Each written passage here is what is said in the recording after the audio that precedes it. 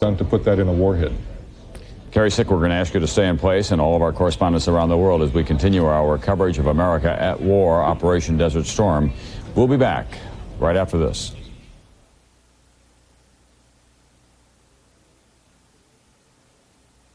The liberation of Kuwait has begun. I'm hopeful that this fighting will not go on for long.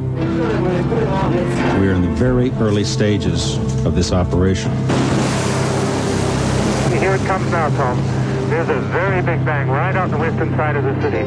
And now guns, there you go. You can hear that, Tom. There are guns, and there's more explosions on the western edge of the city. There's red tracer, white tracer. It's going up all over the place. Sirens are still going. Let's listen. As many of you folks as you can should head to the shelter now. Mike, get Arthur Kent to run up to the Joint Information Bureau. Get Arthur Kent to find out. We just lost Saudi Arabia. That's not an encouraging sign. On the first wave that went up to Baghdad area last night, took off at 1:30. When he blew up, I could see a piece of the airplane blowing up. Obviously, it was at night. I couldn't see if a parachute or anything like that. It was a huge fireball. I don't anticipate anybody getting out of that. We've now flown over 1,000 air sorties in the first 14 hours of the operation. There's been a single American aircraft lost and one British aircraft lost as well. This was tremendous. Baghdad was lit up like a Christmas tree. We're just hearing more explosions, which we assume are more missiles. Our cameraman on the way to the scene of the first explosions is telling us right now that as he's driving along, he's hearing more explosions. I cannot confirm a missile in Jerusalem, but we can certainly confirm at least 2 missiles having fallen near our offices here in a suburb of Tel Aviv. Israel's certain priority will be to go to find those missile sites and stop any more attacks. That's what they promised. Then it becomes a matter of, will Israel join the war? Decisions will be made about going back to restrike those targets that require additional attention.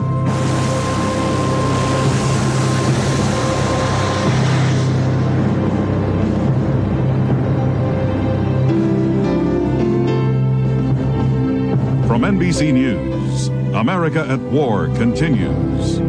Here is Tom Brokaw. Good evening. Operation Desert Storm has been underway for 28 hours now, and there have been many dramatic developments just this evening. Scud missiles have been launched at Israel. 5 or 6 landed in Tel Aviv. Initially, there were reports that one of the warheads may have contained nerve gas. That proved not to be true. Casualties, it turns out, are light. We are now awaiting the decision of the Israeli government, which may have already been taken, that decision, as to whether or not to launch a retaliatory strike against Iraq. This is vitally important from a political point of view because Saddam Hussein hopes that by luring Israel into the war, he'll break up the Arab alliance that stands with the United States and other Western nations tonight in the Persian Gulf. At the same time, at least 1 Scud missile was launched from Iraq at Dhahran, Saudi Arabia, a large Air Force base complex there and where most of the foreign journalists are based as well. It was intercepted by an American Patriot missile and successfully shot down. However, a high-ranking coalition official has told NBC News that other Scud missiles have been launched at Saudi Arabia as well, perhaps as many as 6. We do not know whether they still are in the air or if they too have been shot down. We do know that we can go now to Tel Aviv, to NBC's Martin Fletcher, who has been on duty in a very tense city all evening long, in and out of his gas mask. And Martin, the opening question obviously will be how much damage was done there and what will be the decision of the Israeli government. A surprisingly little amount of damage was done given the size of the explosives that landed in Tel Aviv and in other cities in Israel. Only 7 wounded, some damage to buildings. We know 1 building that was extensively damaged. People immediately were told by the government to put on their gas masks. That's the first thing to do, then to go into sealed rooms. Soldiers in the streets were also seen with gas masks. They were patrolling, making sure that nobody who didn't need to be in the streets was there. And those measures, which Israel had been taking now for 2 days under a state of emergency, probably contributed to such a low amount of casualties, given the explosive power of those missiles, Tom. Martin, no word from the Israeli government yet on what they're likely to do, right? No word, Tom. There are so many arguments for, so many arguments against, and I'd really hate to guess what Israel will do, whether they'll hit back or not. How do you think it's possible that we have that report of nerve gas? Was it just psychosomatic reaction on the part of some people who rushed to the emergency ward? That's exactly what it was, Tom. It was very interesting. The result, the nerve gas conclusions were drawn. The psychosomatic puts it well, Tom. About one hospital, a casualty ward, was just full of people claiming to be the victims of nerve gas. They must have persuaded each other what the symptoms were, because the hospital was persuaded. They put out a statement, or rather they responded to telephone calls saying that they were victims of nerve gas. The police said the same. Many reports of nerve gas. It really did seem to be panic in the hospital, and that spread through the institutions, and then from them went out to the media, but it seems to have been quite untrue. And as we reported, we had a very high military source who said definitely no chemical warheads in Tel Aviv, Tom. Okay, NBC's Martin Fletcher, who is in Tel Aviv at this hour, and NBC's Mike Betcher now is in Dhahran, Saudi Arabia. Mike, your folks there do know that we have been reporting that Scud missiles may be en route to Saudi Arabia if they have not already arrived. Are you picking up any information on that where you are? Well, the alert that had been sounded earlier in the hotel here has gone to the all-clear signal, and the military people and everyone else have gone upstairs. So there seems to be no heightened type of alert in Dhahran. All evening long, there's never been a siren blown for the entire city. We heard one short blast at the airport next door, and that was it. But so far as an alert, another air raid drill, there hasn't been one, Tom. All right. What about the military people who are living with you there side by side from time to time in that bomb shelter? Michael, are they getting any more advance warning than you are, or are they isolated too? You know, it's hard to understand. Earlier today, they had called a drill in the hotel. We were standing out here and didn't hear the drill to go downstairs. So we continued to stand outside and report. This last drill, again, was a buzzer sounded inside the hotel. And they may be getting information from the Joint Military Command. It's not making its way a few feet outside the door. But anyway, no sirens have been blown in the entire city, though. Right. We had been advised to be careful, and we'll do our best to do that. Okay, Mike. Mike Betcher in Dhahran, Saudi Arabia tonight. So far, no confirmation of those Scud missiles that we were told reliably may be on their way to Saudi Arabia. In Washington at this hour, William Cohen is the ranking Republican on the Senate Intelligence Committee. He's with us now. Stephen Solars, Democratic congressman and member of the House Foreign Affairs Committee, was saying that he does expect Israel to retaliate. What would be your judgment, Senator Cohen? Well, I think a lot depends upon the level of damage that was inflicted. If it's minor damage with a few injuries, I think that may be a calculation the Israelis would well take into account. They don't have to prove either their manhood or their nationhood. I think the doctrine of their response, lex talionis, an eye for an eye, and disproportionate response at that is well established. I think under these circumstances, given the major success that the Allied forces have had during the first day, it would be a misjudgment in my judgment if the damage is limited. For the risk to be undertaken to jeopardize that relationship. But that's something that only the Israelis can decide out of their own interest. But I believe, and one has to ask the Israelis, not tell them, but I believe the President no doubt requested that they exercise restraint under these circumstances to give the United States and the Allied forces a bit more time to get the job done. Senator Cohen, is the Defense Department and the White House keeping members of the Intelligence Committee posted on what has been going on in Operation Desert Storm? Well, I no longer serve on the Intelligence Committee. I am still on the Armed Services Committee, but the fact is that the ranking members, the chairman and ranking members of the two committees, I am sure, are informed on a fairly regular basis. What is your assessment of what is going on so far from a military point of view? From a military point of view, today has been an enormous success. Secretary Cheney and Column General Powell briefed the entire Senate membership this afternoon, and based upon their briefing, I would have to mark the past 24 hours as perhaps the most extraordinary period in our military history in terms of number of missions flown. It was pointed out, for example, that back in 1972, when there was a bombing mission conducted against Vietnam, something in the neighborhood of 1,300 missions over a 2-week period. That was certainly matched in one 24-hour period yesterday. And I think we have seen with the success that was achieved on the ground, with a minimum of casualties, 1 loss on the part of the United States, 1 British aircraft, it has been a tremendous success on the first day. And I think that both Secretary Cheney and General Powell are correct to urge caution as well. Beware of the quarterback who tells you he's had a great first half. And I think what they're saying is we've had a great first day, but let's be very, very cautious as we go into the second and third and fourth days to follow. Senator Cohen, thanks very much. I know that you have an appearance scheduled on the Today Show tomorrow morning, and that means that you have to get up a little early. So thanks for coming in tonight. Right. Get a good night's sleep. NBC's Fred Francis at the Pentagon with the latest from there. Fred? Well, Tom, the Pentagon is finally confirming what we've been reporting for about 45 minutes now, and that is that a missile was fired from southern Iraq, somewhere on the rim, into Dhahran, and it was intercepted by a Patriot missile. Pentagon, however, is not confirming. They just won't say whether other missiles were fired. I will tell you here, they're getting their information a little late, and you know, most of this war is being run from Saudi Arabia, so they're a little behind right now, and they're not in this mode of cranking out a great deal of information. Tom? Fred Francis, are we getting any more information from the Defense Department on the Scud missiles that we had been reporting, not just the one at Dhahran, but the additional 5 or 6?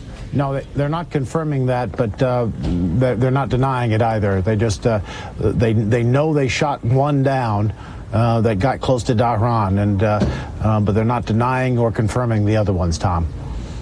Okay, we'll take a look at that Scud missile. Let's put it up there, and we'll talk about that for just a moment. That's a mobile launcher that is on there. Yeah, that's a mobile launcher, and that's exactly what they're looking for, Tom. There are approximately 75 of these mobile launchers all through southern Iraq and all through Kuwait.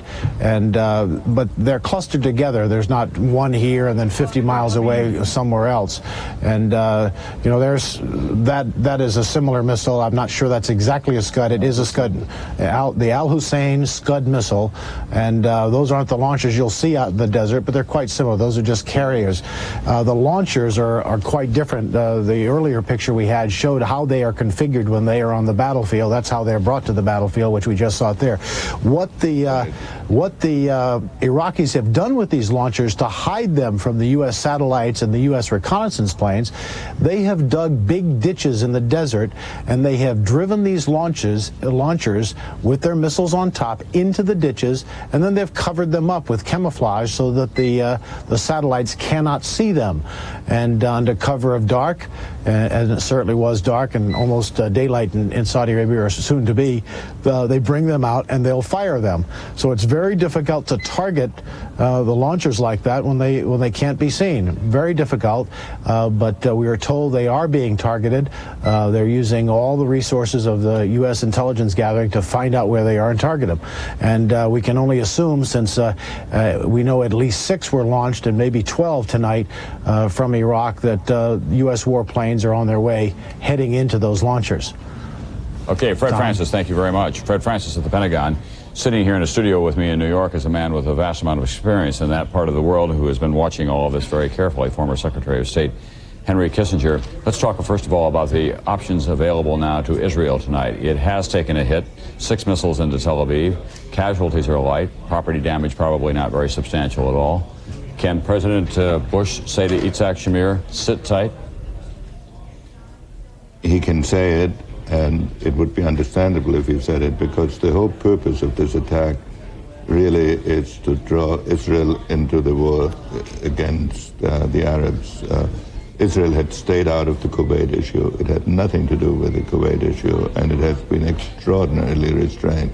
But will Shamir stay out? Well, it's awfully hard when your own country has been attacked to say that you turn over your defense to another country, no matter how friendly. I hope the Israeli response will be very, very restrained, because I think if we all keep our cool, that the attack that the United States has launched will finish off Saddam Hussein. Yeah, what could the Israelis do now in terms of real damage that the United States and the Arab alliance is not, or the alliance is not already doing, or would it be mostly a symbolic attack? You can never hit us without us hitting back. Of course, the Israelis have a whole wide range of options. They could make a symbolic attack, but then they run the risk that it looks ineffectual. They could do a really devastating attack in order to show that it's extremely dangerous to touch them. But then they run the risk that Saddam will achieve his objective and turn it into an Arab-Israeli conflict. So I can understand it if they feel they must respond for moral reasons. If they do, I hope they will be very restrained in this first round. What does that mean? Hitting a missile site with another missile? Using missiles not overfly Jordan. Hitting some clearly military target with missiles would be my preferred approach. But one has to understand also another thing, that the reason Saddam can get away with, can even think of getting away with this, is because he believes that there is enough of a body of opinion in enough of the Arab world that so hates Israel that even a totally unprovoked attack against which Israel retaliates will bring that group on the side of Saddam, and so that the peace process is more complicated than people often present. Besides the Israeli factor, you're the President of the United States tonight, or Jim Baker, or Brent Scowcroft. You've been in those positions. You haven't been president, but you've been sitting there in the crisis room. What would be your greatest concern at this hour, given what you know? Well, my greatest concern would be not to be driven off course from what looks to me like an extremely successful operation, which is well planned, which will achieve our objectives, which will remove Iraq as the overhanging military threat of the area. And so I would just check all the bases to make sure that we're still on course, and try to convey the impression that we know what we're doing. And this is a blip. This is not an important event from a military point of view. Iraq has been under attack for 24 hours and has managed to launch 6 missiles against a country that wasn't part of the operation. Mm-hmm. Are you struck by that? Are you surprised? That the response has been so feeble? Yeah. Yes. I can't understand Saddam Hussein. I don't know why he didn't settle on the Do you know anyone who does understand? Really, it's a puzzle. Yeah. And but if we keep on the course on which we are, which the president has launched, we will prevail in fairly short order. All right, let's say we prevail exactly under the terms that the president set out to prevail on. He's been telling everyone we'll get American troops home very swiftly. Is that realistic? Absolutely. I think the big problem with all the so-called diplomatic solutions before this war was that as long as Saddam Hussein's military strength was unimpaired, we had the dilemma of either staying there indefinitely, which we shouldn't do, or going home and leaving a big vacuum. Now, after this military operation is completed, there'll be a pretty good balance between the moderate Arabs and what's left of the Iraqi military forces. And I think we can leave, and we should leave with our ground forces. Dr. Henry Kissinger, thanks very much for being with us tonight. Appreciate it. Let's go to the White House now. NBC's John Cochran is monitoring the activities of President Bush at this hour. John? I think the most important activities out of here have been what Secretary of State Baker has been doing. He's been on the phone to both Israeli officials, as John Dancy reported earlier, and also to Arab diplomats. We don't know exactly what he's being told. The Israelis apparently have not told the United States that they have launched an attack yet. What we're not sure about is whether the Israelis have said they're not going to launch an attack. And of course, the Arab nations, I think Jim Baker has been trying to reassure them in some ways. So that's been the main activity out of here, and there is still a lot of nervousness about what the Israelis are going to do. I was just talking to somebody who said, we just don't know for sure. Do they have any kind of a threshold worked out, or did Yitzhak Shamir say to Lawrence Eagleburger, listen, thanks very much for your advice and for your offer of help, but if we get hit in any capacity, we're going back? The one word I had used to me was that the Israelis would take a minor hit, and I never have been able to learn what a minor hit is. I'm not sure if it was ever defined adequately for the American side.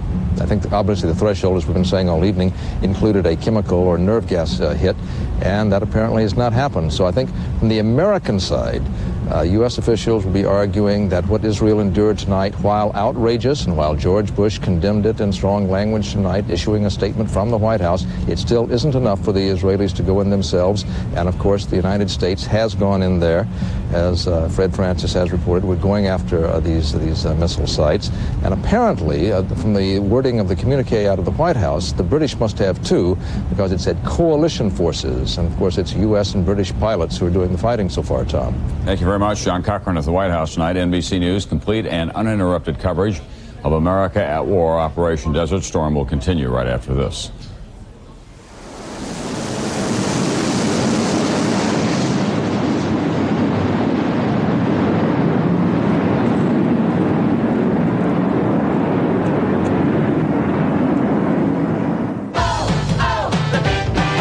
To celebrate 30 years of 30-minute delivery, Domino's Pizza delivers the Big 3-0.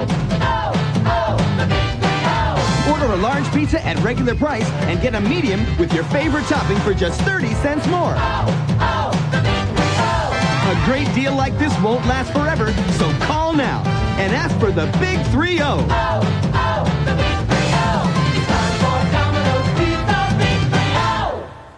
What I know is these people are alive inside. Awakenings. Such as air?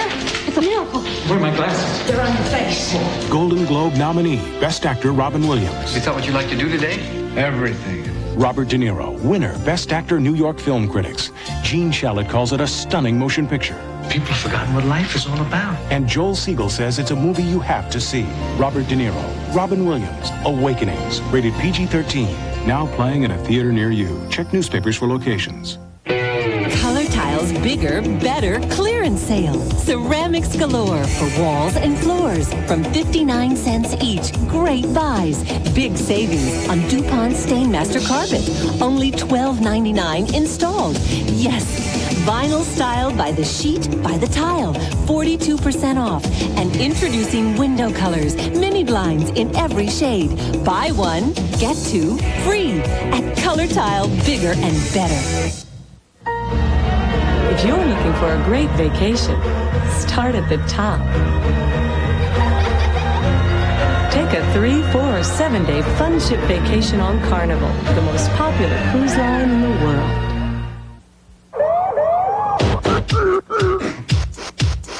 Got a painful cold? Alka-Seltzer Plus relieves painful cold symptoms some others miss. Everything feels better, better, better. Alka-Seltzer Plus cold medicine. Relief for your painful cold.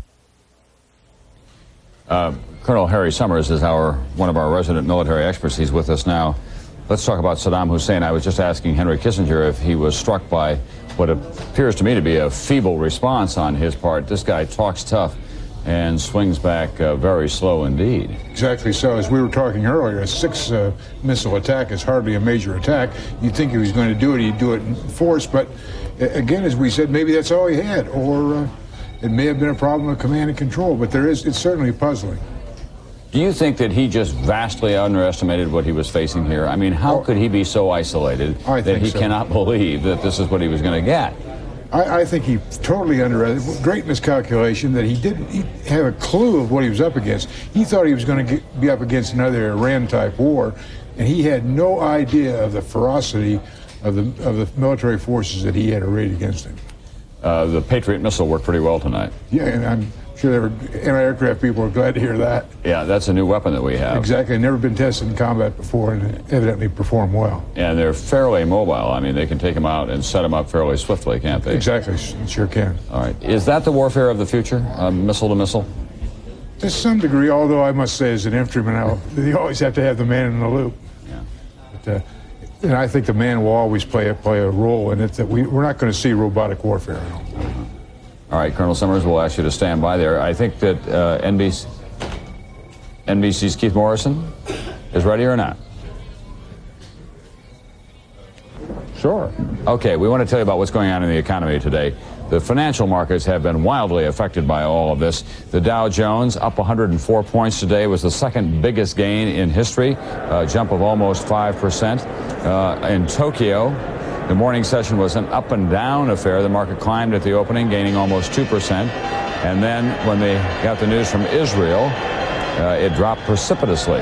This is the scene at the Wall Street today at the end of the trading day. On the New York Mercantile Exchange, oil crashed a record $10.56 a barrel. That's 10 cents a barrel below the pre-invasion levels. So that's the kind of gyrations that we have had all day long here. Someone who pays careful attention to the impact of all this on the prices that you and I pay for products is Donald Radicek. He's a consumer affairs expert and economist. He's at Georgia State University in Atlanta, and he's in our studios down there tonight. Donald Radicek, if this all works out the way that we all hope that it will, and the price of oil stays down around $20 a barrel, what does that do to the American recession? Well, it's certainly going to sharply limit the length of the recession and take off some of the depth of the recession. In fact, when you calculate the amount of oil that we have in supply and the current demand, really oil prices should probably be in the $17 to $18 range, except for the war fears. Yeah, and that shoots right straight through the products that we buy, doesn't it? Oh, yeah. Where we're going now, we'll probably see a dime to 15-cent decline in gasoline prices, assuming that the current events don't sharply increase the uncertainty in the marketplace. And what about consumer confidence? If the military operation does go well, there's a kind of a psychological boost that I would think would reverberate through the American society. Will that have any impact on the economy? Oh, yeah. Well, we're actually looking at three key variables. One, of course, being the oil prices. The second one being consumer confidence. And consumer confidence was terribly hurt when Saddam moved into Kuwait. We hope that successful activity here will build it up. The third factor is one that we don't talk a lot about, but with all this ordnance and fuel being burned up by planes and all of that, we're probably spending close to $250 million a day in these operations. And that means what? The Defense Department gets a little kickstart again, just when it thought it was about to take a dive? Oh, I expect that they'll want to replenish the stockpiles that are now being used up. All right, go through with me. Winners and losers from an economic point of view. The winners as you see it tonight. Well, getting the Mideast situation out of the way, and of course we haven't done that yet, but if we do accomplish that, the American consumer wins and consumer-oriented activity wins. Losers, it's hard to say because the energy people, while they won't make as much profits, they're still going to try to produce something, although they may be not performing as well.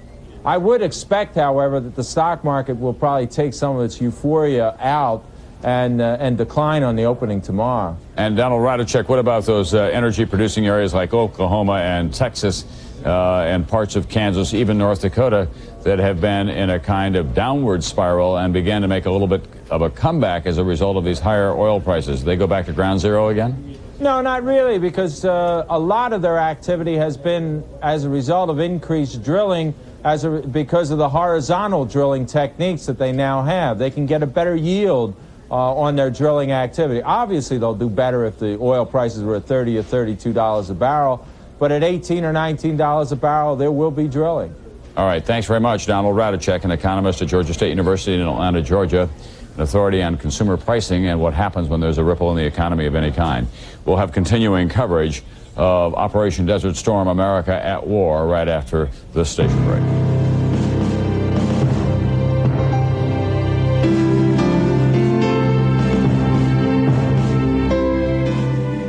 The showdown, Operation Desert Storm. Full-blown war has erupted in the Gulf.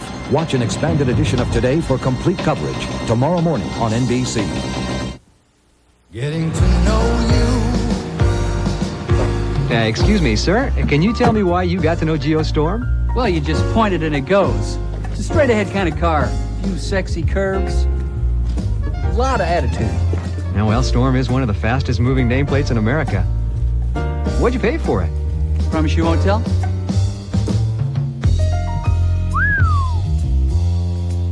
Get to know Geo Storm right around the corner at your Chevrolet Geo dealers. Back when I was a boy, Mom made a country fried steak that was so good we couldn't wait to sit down to supper. I always thought we should have one just like it at Wendy's. Introducing Wendy's 99-cent country fried steak. 100% beef, lightly breaded and cooked golden brown. It's new on the 99-cent super value menu. You can take the boy out of the country, but he still has to eat. Try the new 99-cent country fried steak only on Wendy's super value menu. Channel 4 and NBC bringing you full Gulf coverage. From NBC News, America at War continues. Here is Tom Brokaw. We're back with continuing coverage now of Operation Desert Storm, America at War. We can bring you up to date at this hour on what is going on. The big unanswered question, will Israel now get involved? Now that Tel Aviv has been struck by 5 or 6 Scud missiles, casualties, we're told, were light. Property damage not great either. Early reports that there was nerve gas involved in one of the warheads proved gratefully to be unfounded. Still, the Israeli government may feel compelled to make some kind of a retaliatory strike.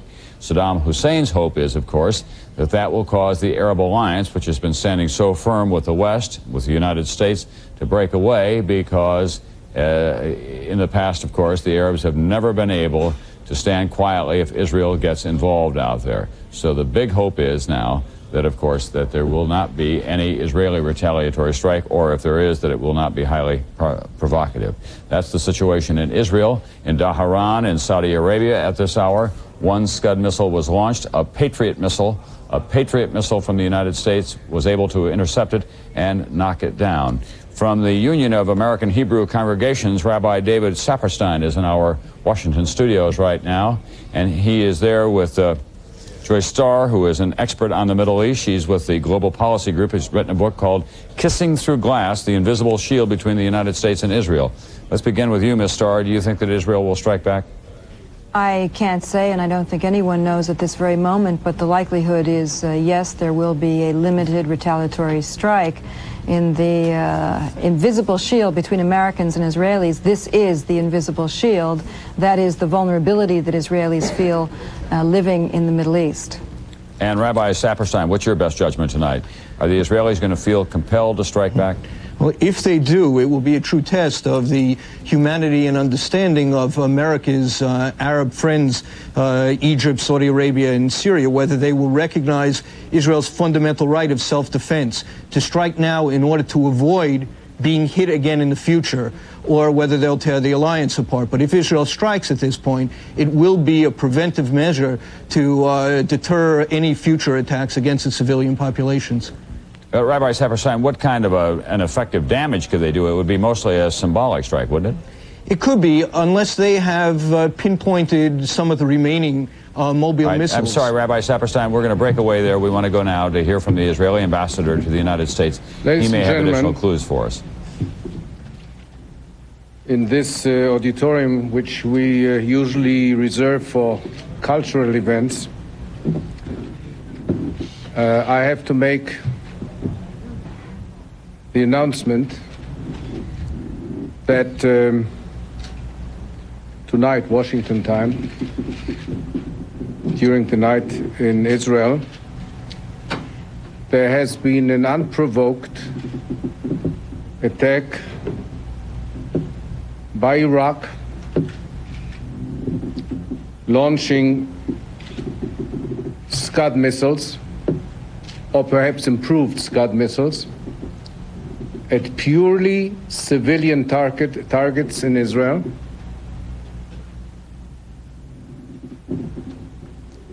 jeopardizing the lives of both Jews and Arabs, Israelis and Palestinians, who live next to each other, are often intermingled, and in a situation where Israel has time and time again declared that it is not part of the conflict with Iraq, it is not part of the coalition, And as a matter of fact, it has remained with a low profile, if you remember that term, for all these months since the beginning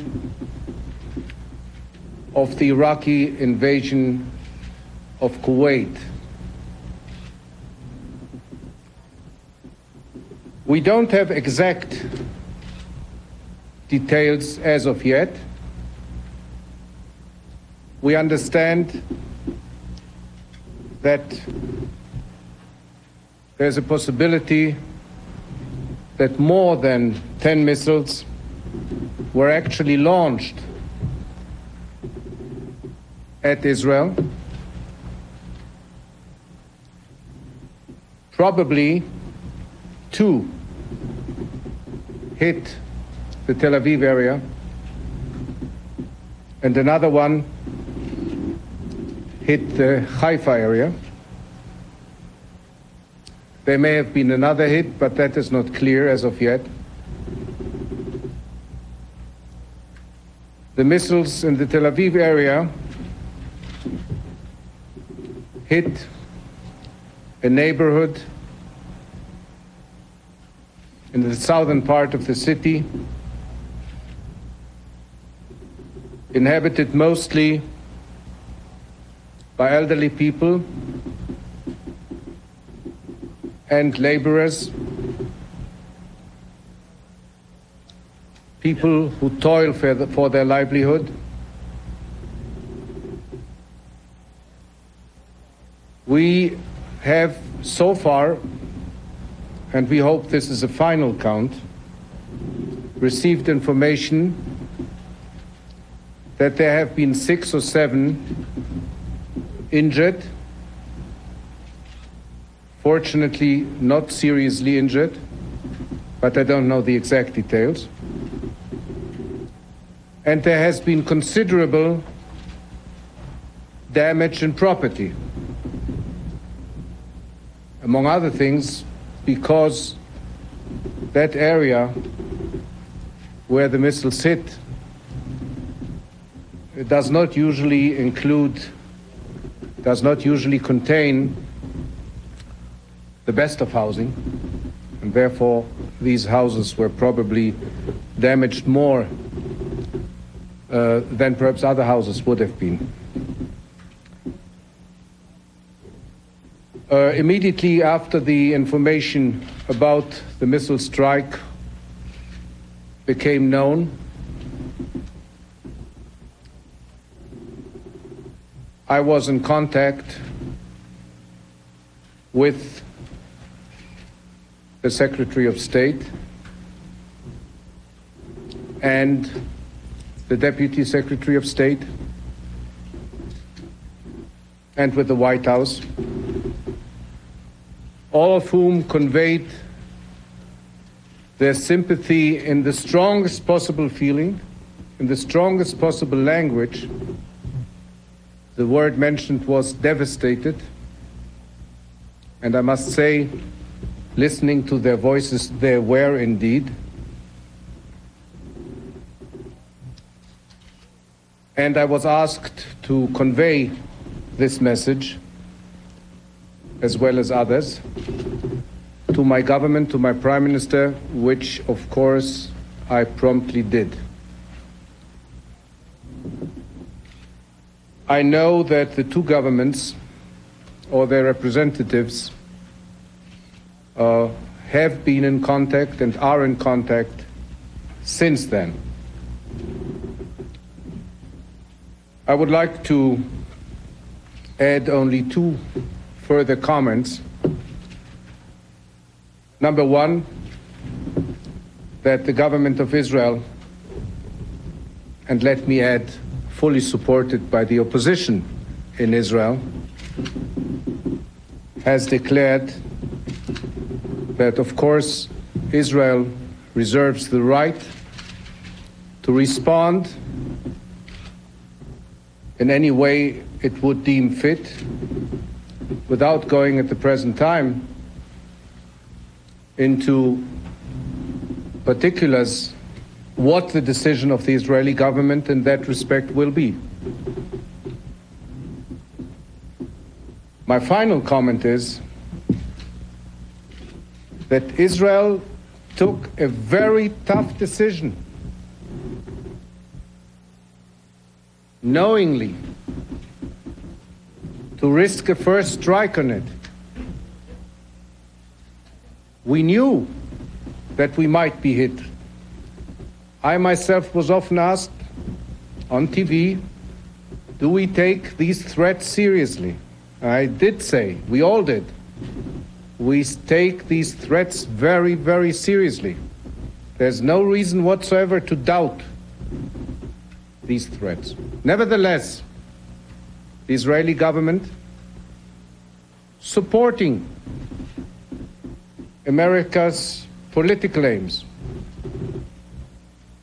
and complying with the United States government requests, decided to refrain from a preemptive attack on those launching pads, on those missile launchers from which we were threatened. We knew that this was a calculated risk. We have now, unfortunately, been forced to give the proof that this actually happened.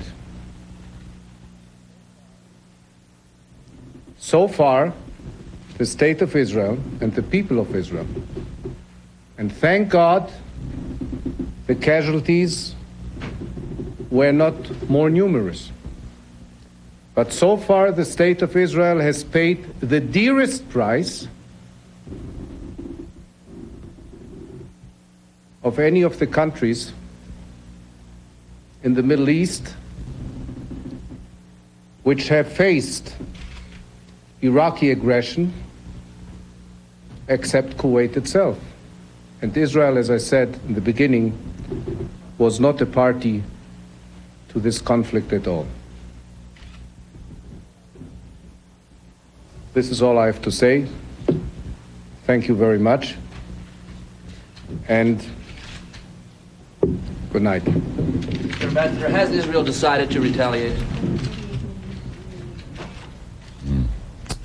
That's Ambassador Zalman Shoval, who is the Israeli ambassador to the United States, setting out the position of his government, saying that Israel has paid the dearest price. It had no part in this feud, but he did not answer any questions about whether Israel might in fact retaliate for the launch of what may be as many as 10 missiles into Tel Aviv and the port of Haifa, which is in the northern part of Israel.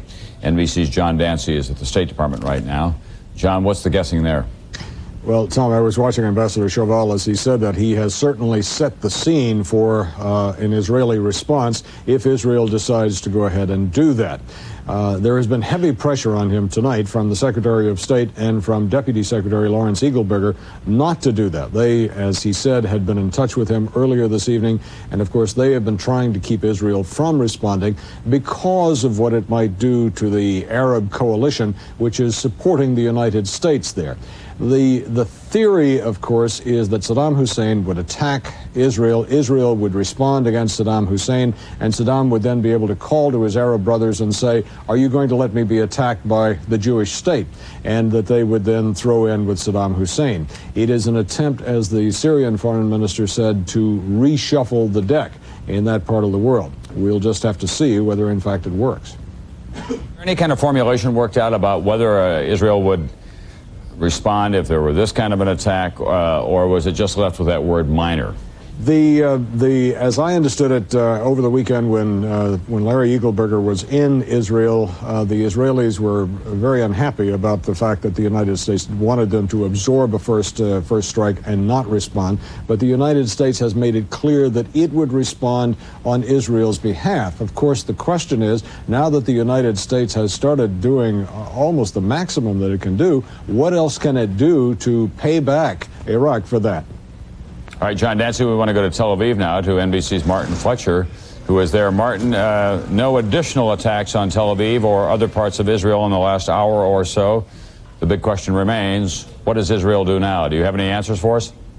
afraid not, Tom. We know that the Chief of Staff, the Defense Minister, the Generals are meeting in the Defense Ministry in Tel Aviv. They're discussing what to do. The question, of course, is what they'll do, when they'll do it, and whether they'll do it immediately or whether they'll wait for the United States to take out those missiles. But, of course, as we've just heard, America's doing what it can and it doesn't seem to have been enough. So I think Israel will probably wait to see what the current American raids achieve, and if they aren't sure that those missiles have, if they aren't sure the missiles have been taken out, I guess I'm pretty sure they'll go and do it themselves, because I don't think they can afford a second raid on their city. No, and Martin Fletcher, we had Dr. Kissinger in here just a few moments ago, and others saying that what makes the most sense from everyone's point of view is for Israel to launch a surgical missile strike against other missile sites inside Iraq, that may be an acceptable level for the rest of the Arab world. Does that make sense to you from your perspective? It certainly makes sense, Tom. There isn't much talk of it here, mind you. Certainly, the talk has always been of what the Air Force can do, but it makes a lot of sense. Israel does have the capability, the long-range missiles, the Jerichos, to strike Iraqi bases and Iraqi missile sites. It makes a lot of sense. It also avoids the key problem, which is how would the Air Force fly to those bases? And there are three ways: over Saudi Arabia, over Jordan, and over the north through Syria. Syria seems to be out. They have flown over Saudi in the past. But the head of the Israeli Air Force, Avi Ben Nun, at a press conference last week said, in all likelihood, Israel would, if they flew to Iraq, go over Jordan. And of course, King Hussein of Jordan has said, if any planes fly into our airspace, we'll try and shoot them down. That's exactly what America, the coalition, wants to avoid. Israel's cognizant of that fact. They don't want to lose the coalition either. It makes sense, a ground-to-ground missile assault. It's an option, that's all I could say, Tom. NBC's Martin Fletcher, stand by there in Tel Aviv as we come back to New York here now with the Israeli ambassador to the United Nations, Yoram Aridor. Mr. Ambassador, the whole world is wondering tonight, what will your government do? Israel, of course, reserves itself the right to defend itself.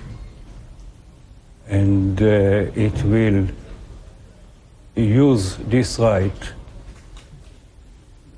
as it sees fit in the circumstances, and it will decide when and if to exercise this right. But what are the conditions that cause you to think about striking back?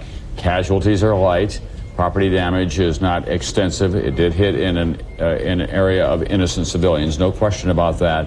But the United States already has a massive air raid underway against Iraq.